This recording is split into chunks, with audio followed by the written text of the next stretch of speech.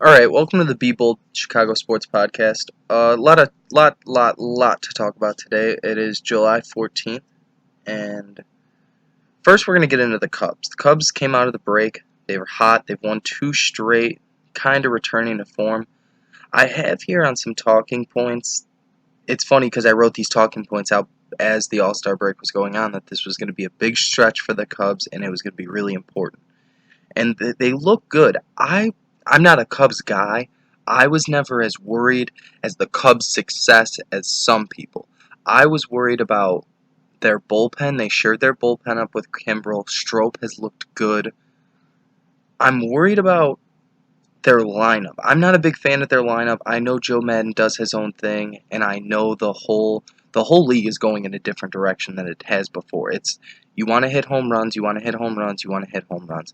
But there's something about getting a guy on, having contact hitters for the power guys to drive in, because solo shots only get you so far. They get you one. You get a runner on, you draw a walk, and then you have Schwarber come up, or Rizzo come up, or Bryant come up. I'm not I'm not a huge fan of Kyle Schwarber hitting leadoff. It just doesn't seem right. Maybe because I've grown up knowing baseball as the speedy guy hits first. He draws out in at bat. He draws walks.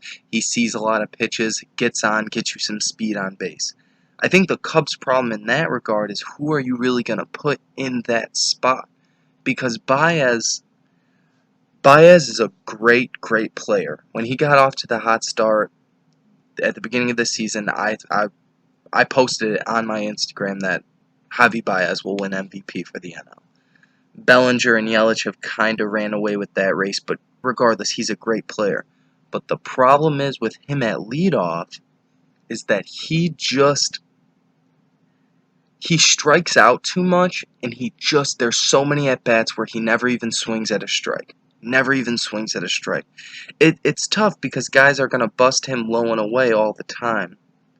But I I just don't like Kyle Schwarber at leadoff. That's all it comes down to. He's a huge guy. He's a power hitter, and to just throw him at the first at bat, even if he does give you a solo shot, it just seems like a waste. And obviously, a run or a home run is never a waste, but I don't love that. As the deadline approaches for the Cubs, I've seen a lot of stuff of making more moves. I'm not against that. If I was a Cubs fan, I'm not saying no, don't make moves, we're okay. But you have to be careful what you give up because their farm system is really depleted. You look at some of the moves they've made and you have to question it. You just have to question the moves. They move a guy like Eloy. Eloy has been great for my Sox. He's going to be great. Even Dylan Cease, very, very high potential pitcher for a guy who's never even won 16 or 17 games in his career in a season. Quintana's awesome. I watched him a lot, but I don't even know if awesome is the right word. I would say more he's just solid and he's under team control, and that's why Theo did the deal. You just have to be careful of what you give up because you look at a guy like Eloy. He was the top of your system, and there was Cubs fans saying, "Well, we don't really need another outfielder. We got Hayward and Schwarber." Are you really taking Kyle Schwarber over Eloy? I I don't know about that. That doesn't sit right with me at all. I get he was the hero of the 2016 run, but what Eloy is going to give you in the future, and even what he's giving the Sox now, could be pretty damn close to what Schwarber gives you. Uh, Moving on to the White Sox, they come out of the break and they drop two straight games. The West Coast notoriously always kills us. West Coast trips are the death of the White Sox, whether they're a winning team or a losing team. This year, we have to be real with ourselves as Sox fans and understand it's a losing season. It just is. There's no getting around it, but the arrow is pointing straight up. And if you're discouraged by these games that are going to start to get dropped more and more, I think, you can't be. It's about the process and the fact that they got off to the start they did with the core pieces playing the way they are is just, it's great. James McCann has been unreal. You can't expect him to come into next season and hit 300 again. I mean, he obviously improved as a hitter, but I don't know if he's a 300 hitter. We'll see as the rest of this season goes on. But you look at what guys like Moncada have done. He's taken a huge step. Giolito went from the worst pitcher in baseball to one of the best. You look at Tim Anderson. I know I had some pushback on my Instagram about Tim Anderson being an all-star snub or not, and people brought up his defense. You know, if you tell me that the reason Tim Anderson is not an all-star is because of his defense and not the fact that he plays in a split-city market while guys like Gleyber Torres are in the biggest market, you're just lying to me or lying to yourself. Tim Anderson should have been an all-star.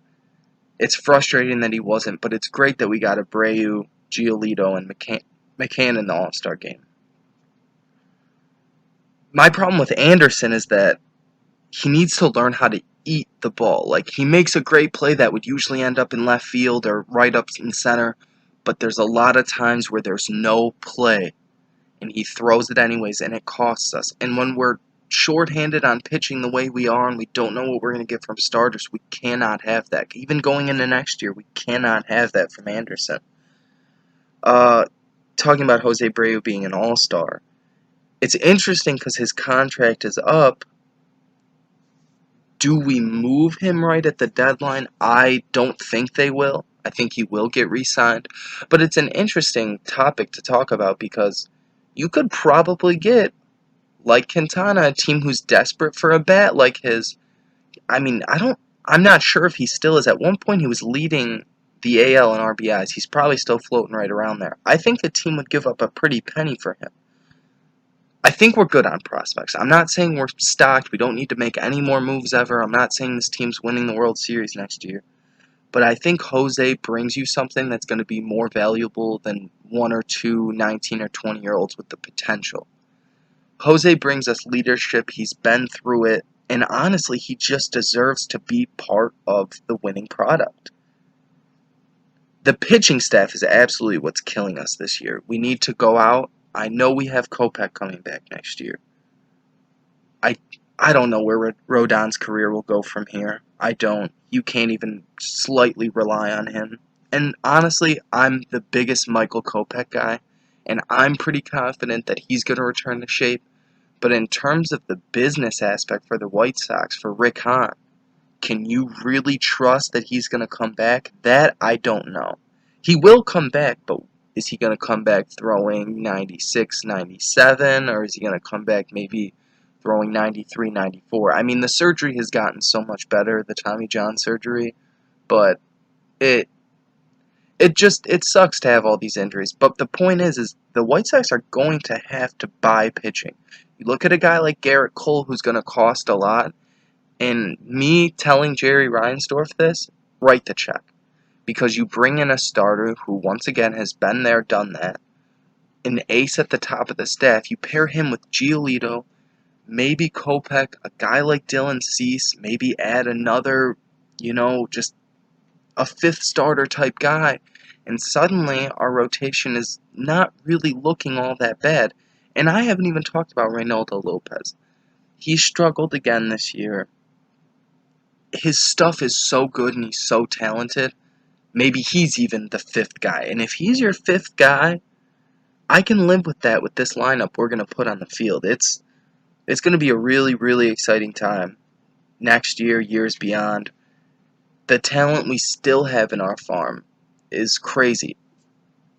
3 years ago, if we have Nick Madrigal in our farm and Luis Robert and Zach Collins, who just came up, I'm shitting myself.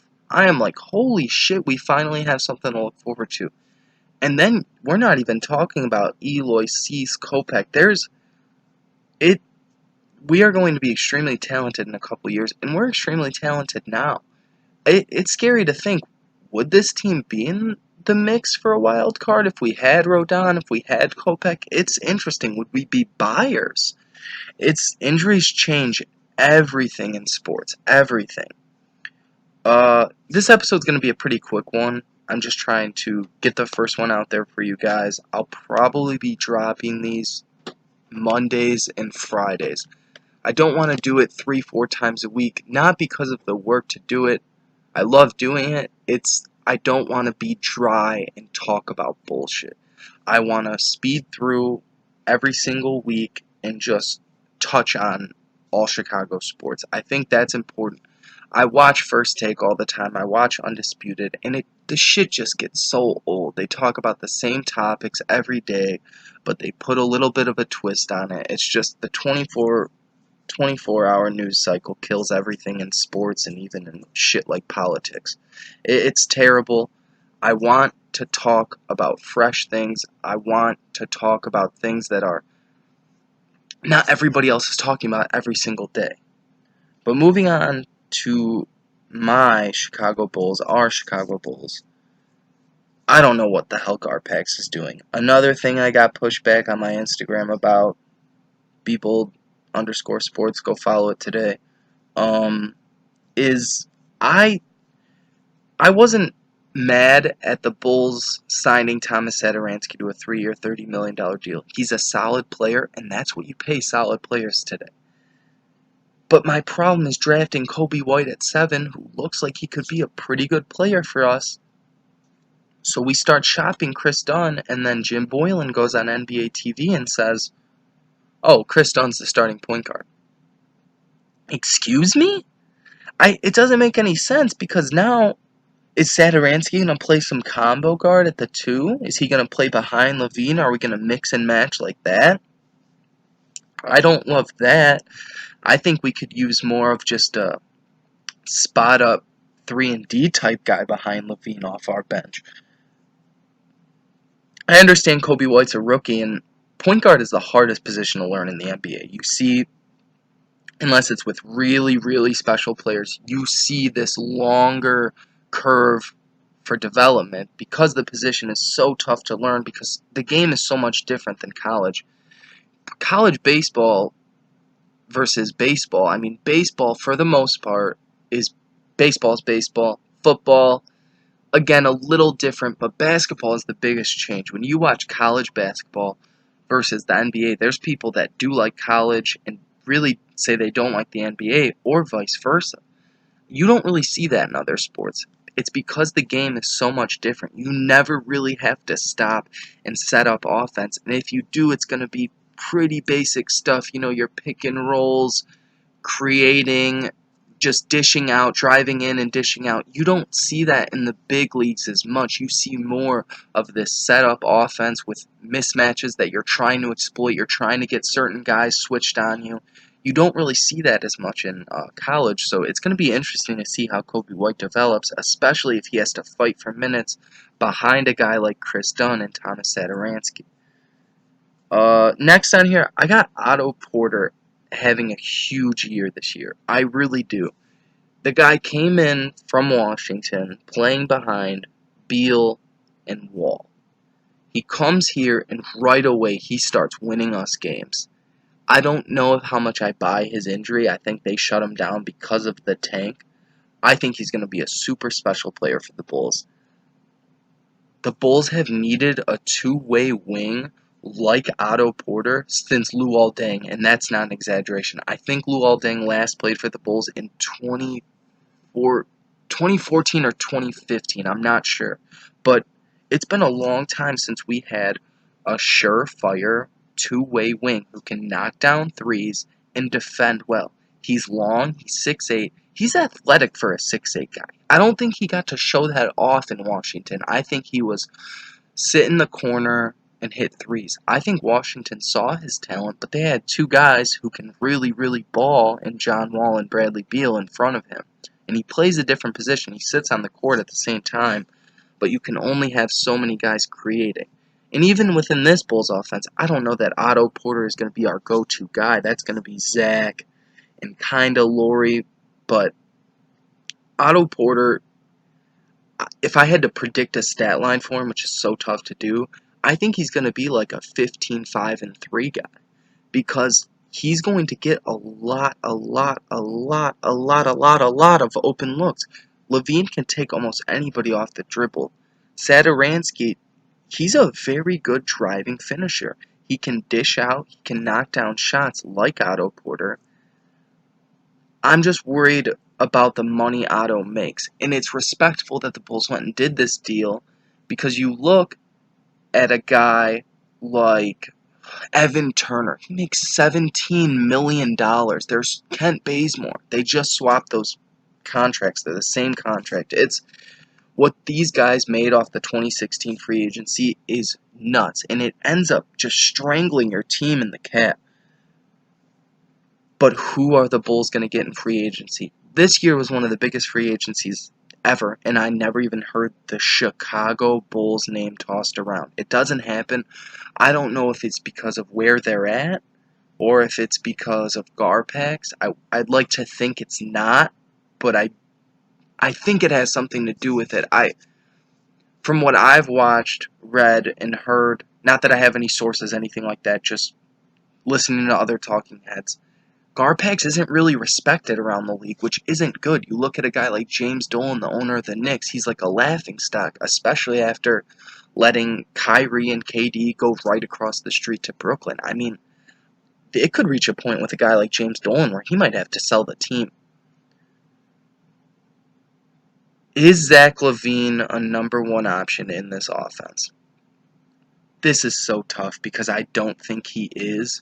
I think he's a very good number two option who can contribute and take over some nights. Like you look at a combo with the Miami Heat where they had LeBron James and Dwayne Wade. That was a nasty combo. Forget about Bosh even for a second. Because LeBron could be a little bit off, hand the ball off to D Wade and just say, do your thing. I'm not sure if Zach can shoulder the load every single night, but I do think he could take over some nights, which is huge. We're just missing the superstar. And the way our cap is going to be set up, I don't know if we're really going to get one.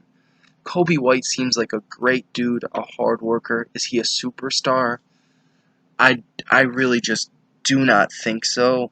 But you never know. I mean, there's stars that get drafted 20, 25, second round, undrafted. It happens. And it's not that 7 is low in the draft. That's a high lottery pick. But the way we tanked this year, how miserable this season is, and we all had our minds on Zion or John Morant. That could be our star to pair up. That could be our star. And when we don't get that star, it's worrisome because are we going to be an 8 through 6 seed in the East permanently? Are we going to be that kind of team where we're going to make the playoffs, but we're not winning a championship? Because I don't want that. Because even, I think it was 2017 when the Bulls had D Wade and Jimmy Butler. That team, we barely scratched into the 8th seed. Also Rondo. We barely scratched into the 8th seed. And then we take the Celtics. We put them down 2-0, the 1 seed. We were up 2-0 even before Rondo got hurt. I'm telling all my friends, like, the Bulls are not going to win this series. There's just no way. And obviously we lost the next 4. And Rondo hurting his thumb and going down had a big part in that. But you need a star in this league. We weren't really even that close to beating the Celtics, and they were one of the weakest 1 seeds of all time, and they didn't make it out of the East. You need a star.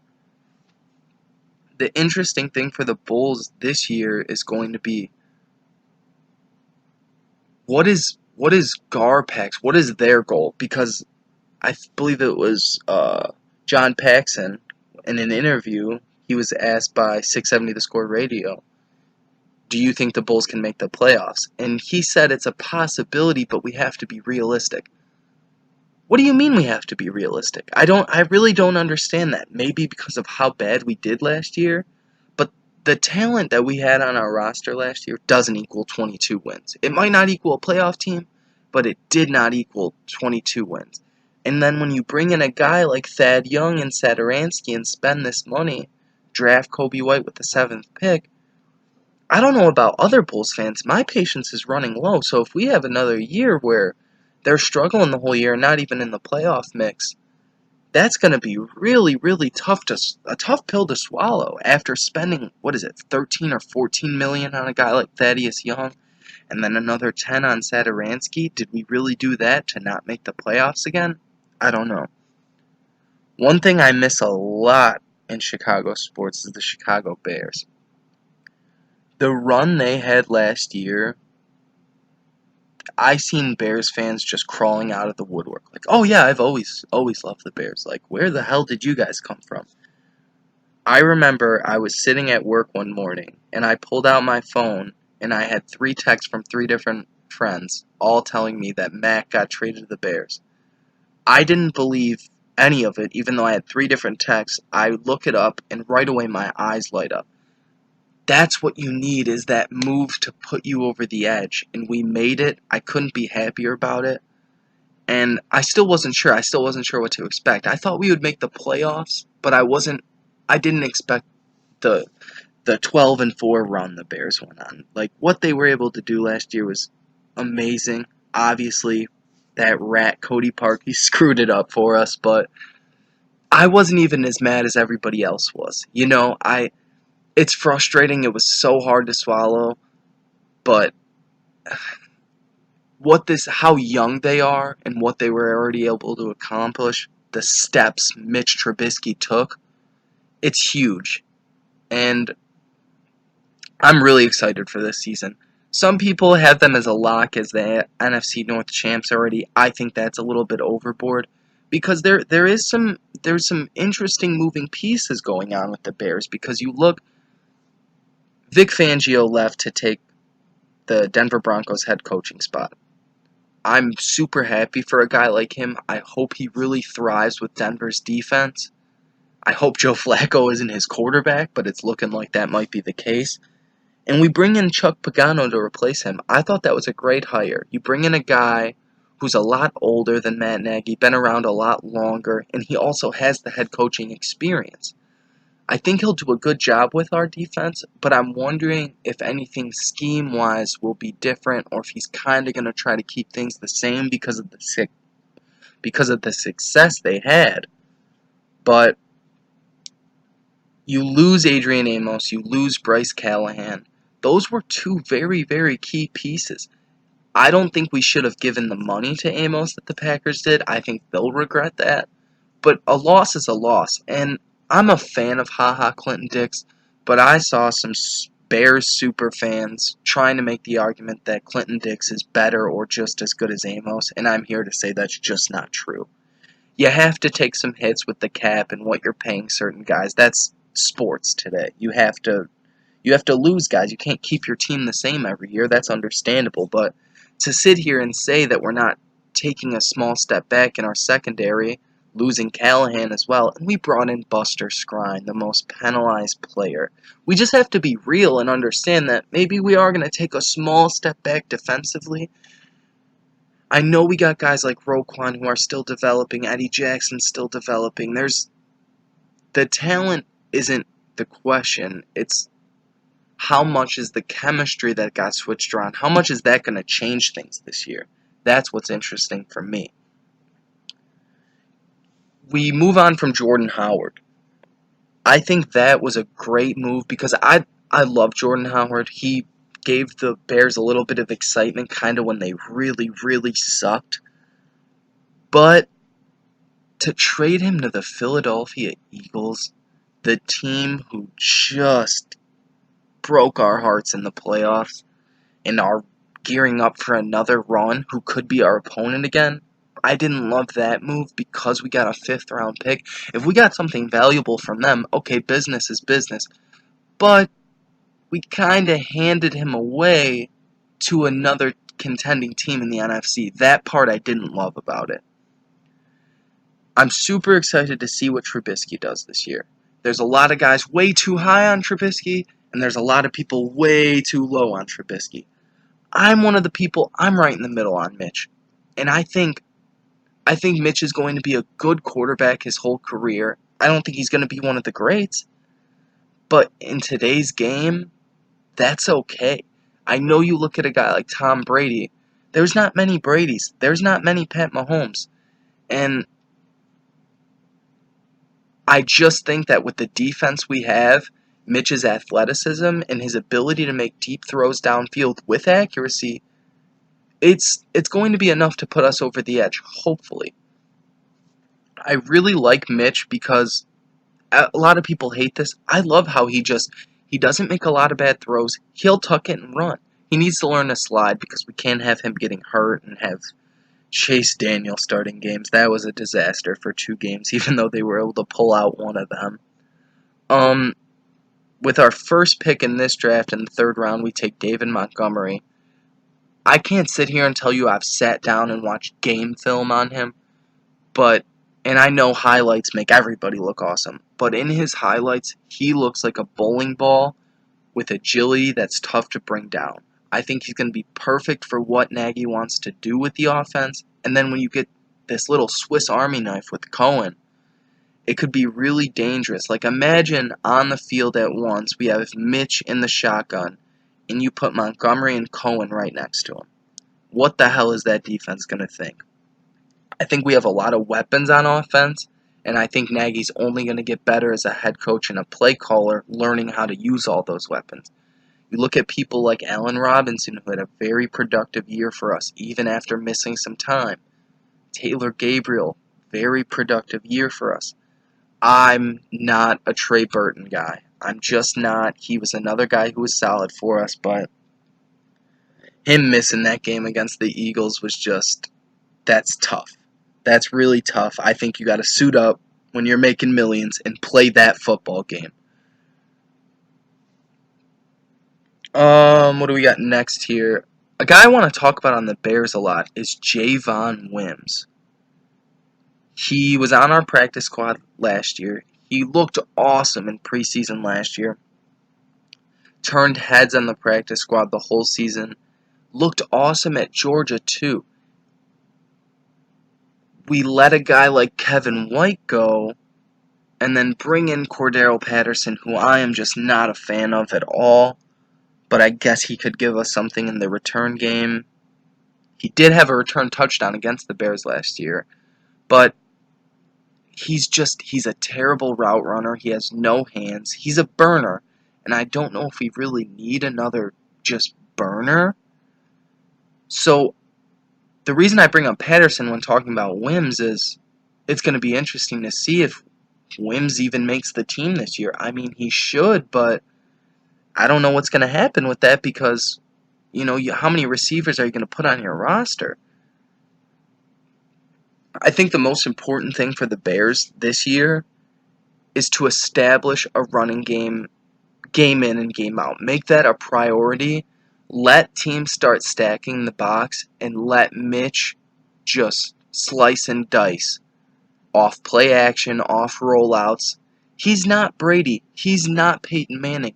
But what he is he's mobile, he's athletic, and he is very, very smart, especially for his age. When you sit there and watch the reads he makes, he's going through all his reads and progressions. He's not guessing. If Russell Wilson can win a Super Bowl, Mitch can win a Super Bowl. If Dak Prescott can get a huge, huge check from the Cowboys, which will most likely get after this offseason, I think Mitch can be our franchise guy and lead us. I just don't want people to expect these 4,500-yard seasons from him. I don't think he'll ever be an MVP, but I think he'll be perfect for what the Bears need him for. You need a quarterback who can make you plays in big moments. What's interesting about Mitch is people hate on Mitch so much. He did exactly what Tom Brady's done his whole career in his first ever playoff game. His first ever playoff game. He walked his team down the football field and he got them in position. How many times did Adam Vinatieri save Tom Brady's ass? He did exactly what Brady did, and he gets no love for it. Oh, they only put up this many points. The offense wasn't there. How many points did Brady score in his last Super Bowl? There's a lot of things that go into winning a Super Bowl, and it's not just quarterback. There was interesting moves that were made at a lot of different points. They could have even gotten a little bit closer in. Maybe Parkey would have made it. Anyways, that's pretty much going to wrap up this first episode, guys. I'm only going to get better at this. I'm only going to put more work into it. I'm probably going to post this on YouTube as long as it doesn't interfere with the hosting platform I use. I have to look into that more. Please subscribe, guys. Please go follow me on Instagram, B3Bold_sports. I cover everything Chicago. I really think you guys will enjoy it, and I appreciate you guys for listening. Thank you, and look out for the next episode.